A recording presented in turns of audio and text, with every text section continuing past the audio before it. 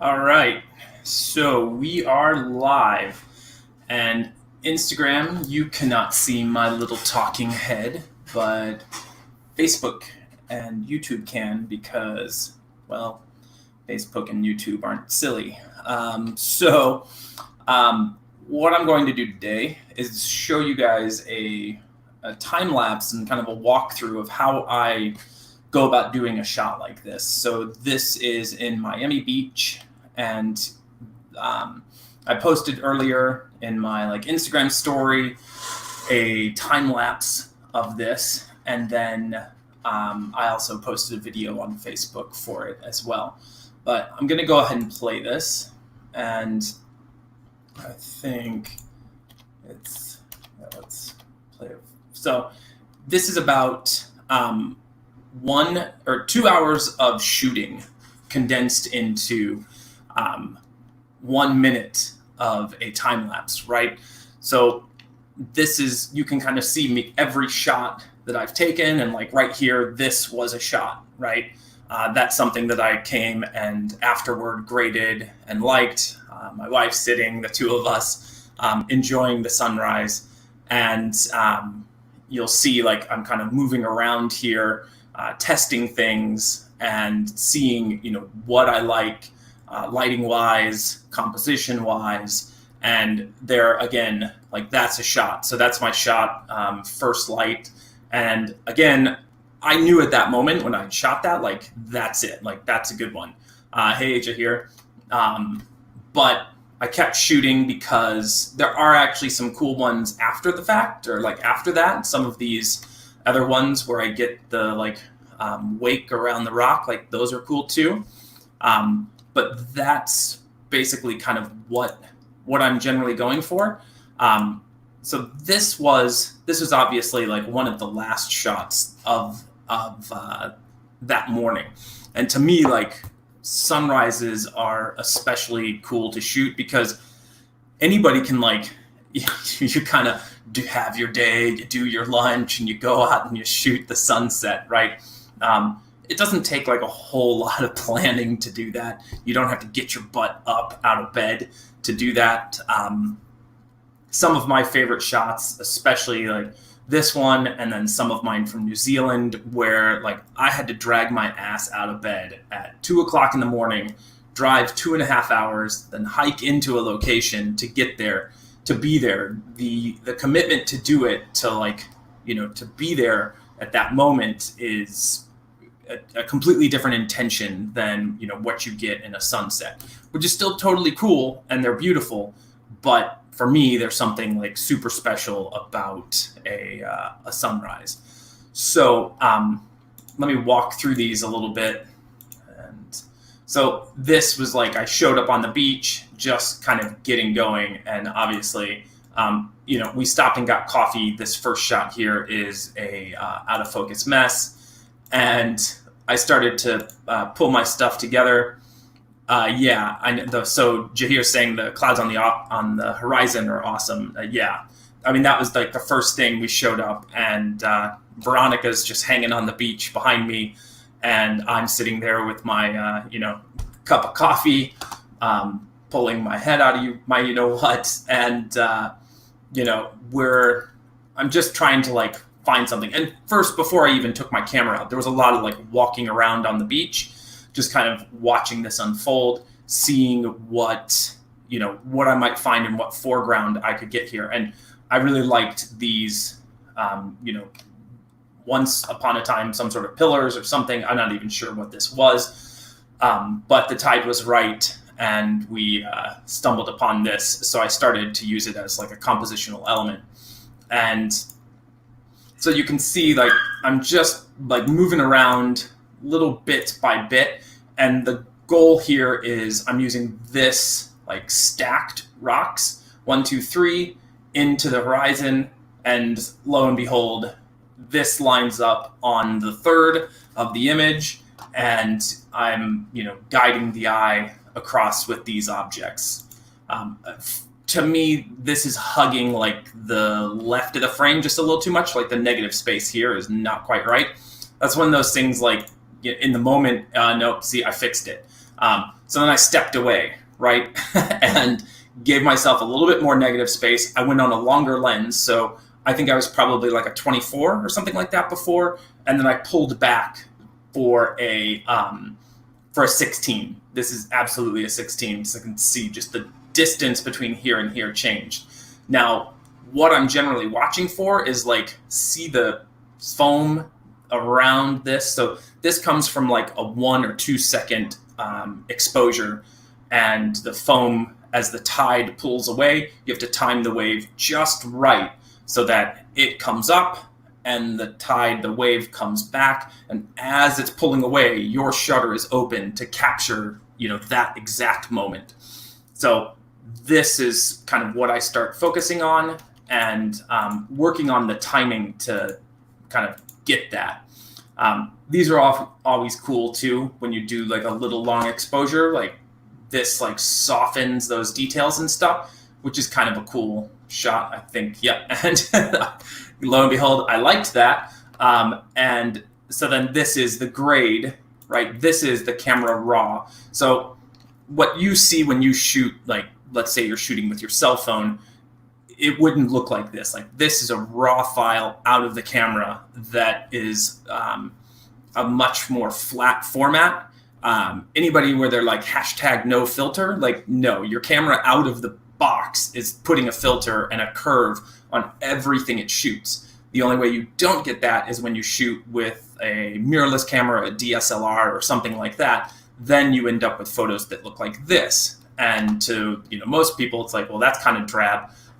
But there's a lot of detail in here that when you mess with it, actually comes out. Like, I'm not making this purple be here, artificially or anything. Those details were there. This is not, I really do not stomp on my photos a lot when I edit them. So it's just, slight tweaks, kind of like what I was showing the other day with black levels and stuff like that to get things where I want them to be.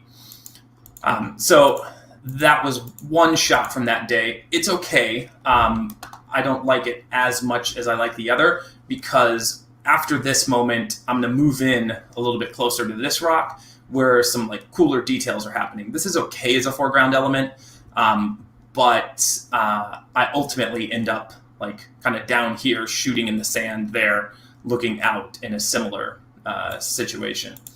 So my wife posing just for fun, so we could set up a photo just to prove that we were there. So then also what happened is we set up this photo, fucked up the sand, and well, I don't like that anymore. I'd have to go and comb the sand, and I don't have a sand comber. So I decided, all right, well, things are changing. I really liked the sky back here, all these God rays coming out, and this was super sweet. So I moved across to see what maybe there's a shot over here on the other side, but ultimately I didn't like this because you're the line is pointing in the wrong direction. The sun is over here, the line is pointing there, and I decided I wanted to come back. So I moved around a little bit and then flipped back, right? So this is, again, these are these cool moments that you sit and wait for. And it comes with timing the waves. You can see some of these little details and stuff like that. And then as the sun was rising, my settings, my exposure was just a little bit too bright. I started to adjust again. So then this is kind of what you look for. How this happens is a wave comes in, I'll sit and I wait. And as the wave starts to pull away, I hit the button, my shutter opens for 2 seconds, and you get that dragging of the water across, and you get these cool, streaking details. And as I recall, this is a shot. Yep. So obviously there's a lot more detail here than what you saw in that previous image, again, because this is, this is a grade from the camera raw, but you can if I pulled up the real file, you can see bubble detail and all sorts of stuff in here, right? As opposed to this, nope, where'd it go? right? As opposed to this, where you're just not seeing that detail because it's not the raw file, right? So this wound up being the shot First Light, which I think is was a pretty shot, nice coastal tidal shot. The sun back here doing all sorts of super cool stuff.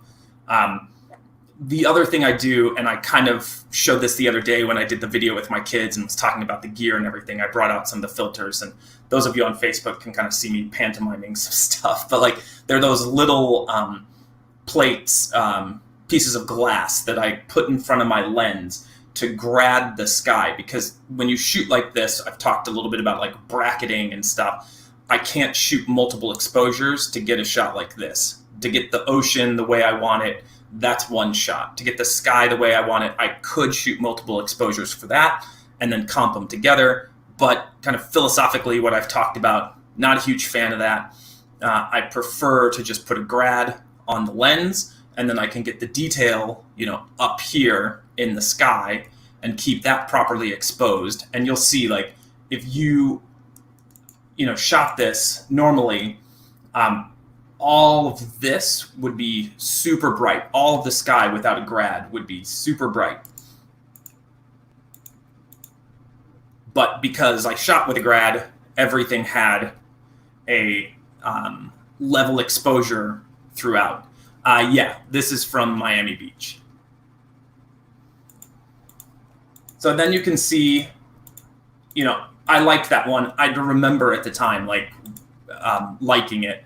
But I kept going, and there's some more in here that I actually like, and you get some of these moments that I was talking about. But it takes a lot of fussing, to get exactly that point where the where was it?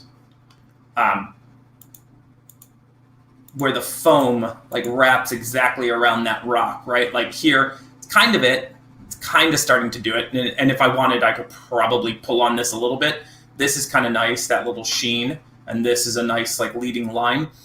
But ultimately, I wasn't going to do 15 different grades of this, of the same shot. So I picked the one I picked. And it's funny, every time I come back, I'm like, ooh, but I like that one too. But again, it's the sun is actually come out a bit more, which is nice, but you lose that volume light coming up, which is one of the things I really liked about that. And I think that's really special when it happens in the sky, as opposed to, this sunball, which is cool. You'll see that in my photos sometimes. But that's really because nothing much going on in the sky. So, we'll focus on some other kind of contrasting moment. Right. So that's, more or less it. That's how I got this shot and kind of the hows and whys. And you can see this has the streaking foam. Those were the things that I was looking for. That's that moment that I sit and I wait for hours, timing the foam, getting it to kind of go where I want it to be. And I'm just going to play this and it can kind of play me out here. But there's a lot of shoot, moving around the environment and watching the waves and the tide and everything as it adjusts. And ultimately, you might get one or two shots from something like this. And then a couple of photos with, you and your significant other. Yeah, there's some cool stuff there going on in the sky, all this stuff up there as well. But yeah, I mean, that's kind of what I did. The grade of this, not much different than, kind of what I talked about yesterday. And let me actually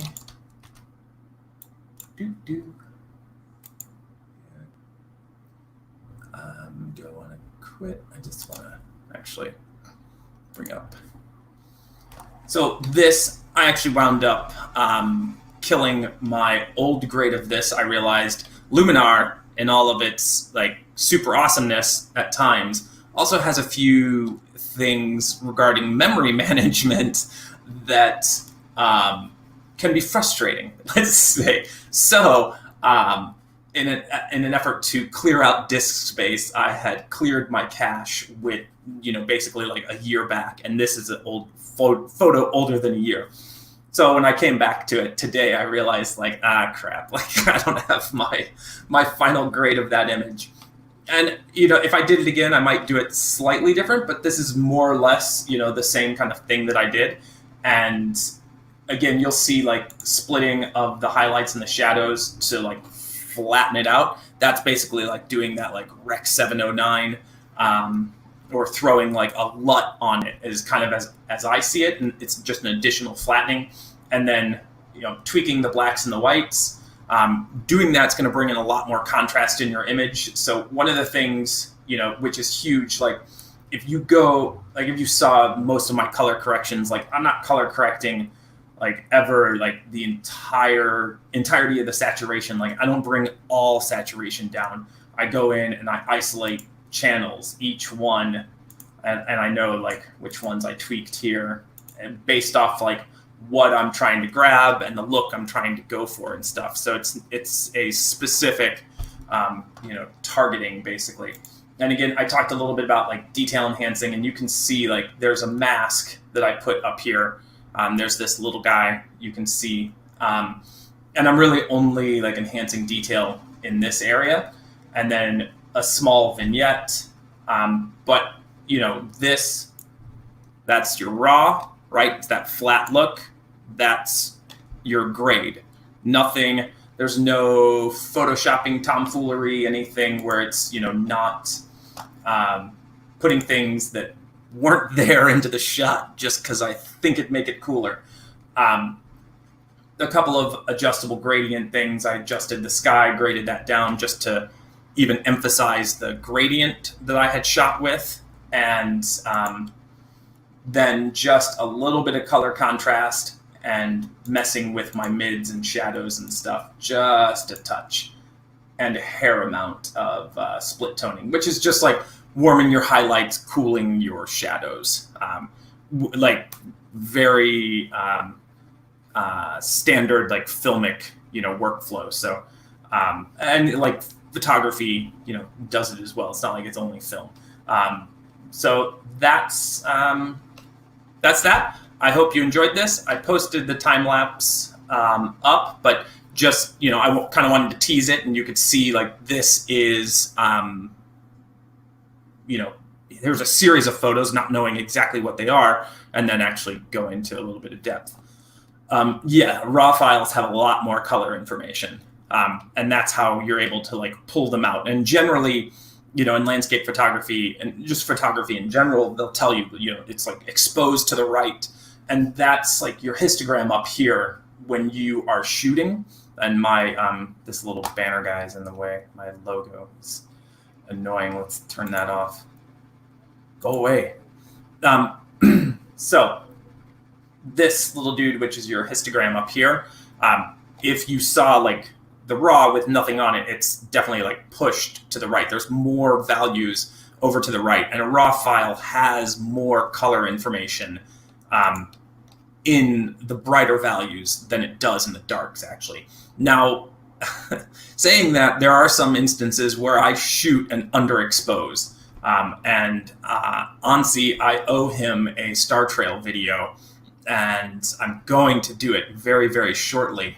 But again, because of memory management stuff, I had deleted some things that I need to bring back. And once I've done that, then I will, then I'll do it for you. But that's an instance where when I'm doing Star Trails, I actually underexpose. I don't expose to the right.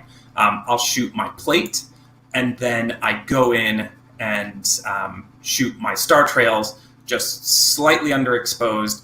And then even when I edit them, I underexpose them slightly and add a lot more contrast, color contrast into them to get a lot more color and stuff like that. Otherwise, you just get streaks of white, which, that's not really what you want. So, that's the end of this feed. I've almost gone to 19 minutes, or I have exceeded 19 minutes, almost to 20 minutes. Oh my. All right, well, thanks for those that tuned in and watched. I'm just playing this to basically play me out. And that's the show. Have a good night or good morning, wherever it is that you are.